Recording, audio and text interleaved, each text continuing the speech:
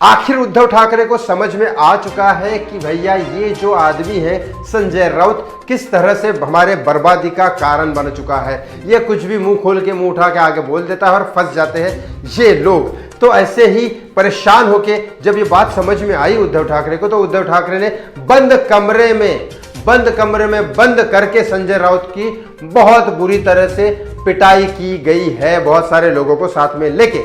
Yes, क्या है ये खबर इस वीडियो में आपको बताने वाला हूं। बस एक रिक्वेस्ट करता हूं हाथ जोड़ के, प्लीज इस चैनल को सब्सक्राइब कर लीजिए, इस वीडियो को लाइक और शेयर करना ना भूलें। उद्धव ठाकरे को आजकल बहुत ज्यादा मीटिंग करने के चांस हुए हैं, मीटिंग करने का शौक चढ़ा है बेसिकली, वो भी फडणवीस साहब से, बीजेपी की तरफ से। क्यों? क्योंकि जब उनको पता चला चुका है कि महाराष्ट्र में ना इनकी सीट आने वाली है, महाराष्ट्र में इनका शिवसेना का नाम एकनाथ शिंदे ले चुके हैं कोर्ट की तरफ से, इनका चिन्ह एकनाथ शिंदे ले चुके हैं। बाला साहब ठाकरे के बारे में आज अगर कोई वोट देना चाहता है तो एकनाथ शिंदे को ज्यादा मानते हैं, बल्कि एक खून है बाला साहब ठाकरे का। फिर भी एकनाथ शिंदे बाला साहब ठाकरे के आदर्शों पे चल रहे, इसलिए उनको ज्यादा मानते हैं लोग। जब ये सारी चीजें इनसे अलग हो चुकी है तो इसका रीजन क्या है? ऑफ कोर्स इन्होंने खुद ही गलत किए हैं, लेकिन ये गलत करने के बाद मुंह खोल के बताने वाला इनका खुद का प्रवक्ता संजय राउत है। यस, कभी भी कुछ भी बोलता था। एक औरत को उसने गंदी गंदी गालियां दी थी, माँ बहन की। कंगना रनावत को न्यूज मीडिया के सामने बोल दिया था हरामखोर। सुशांत सिंह राजपूत के केस के बारे में कितनी गंदी गंदी बातें की। ये सब बोलना की वजह से कितना काम खराब हुआ है शिवसेना उद्धव ठाकरे का, ये उनको समझ में आ गया। अब उद्धव ठाकरे देवेंद्र फडणवीस से मिल रहे, किस बारे में पता नहीं। लोग ये बोल रहे हैं कि बीजेपी से वापस कनेक्ट होना चाहती है उद्धव सरकार, ताकि उनके केसेस जो है, आपको पता है आदित्य ठाकरे जो नारायण राणे कहने के हिसाब से सुशांत की केस में, दिशा के केस में और कई सारे दूसरे भी केसेस इनके ऊपर है, जो बंद करने के चक्कर में ये देवेंद्र फडणवीस से मिल रहे और वापस से सरकार में आने के लिए अब बीजेपी का सहारा लेना पड़ेगा महाराष्ट्र में।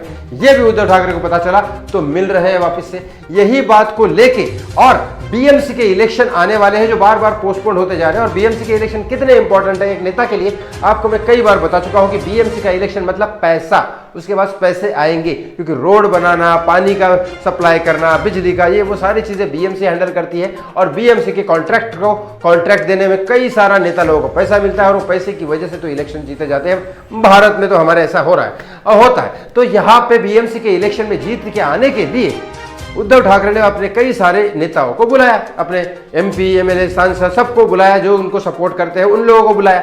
इन लोगों को बुलाने के बाद कई सारी बातें होने लग गई थी कि हमें ऐसा करना चाहिए, फडणवीस साहब से रिश्ता बनाना चाहिए। सारी जब बातें हो रही थी तो संजय राउत बीच बीच में बोल रहे थे।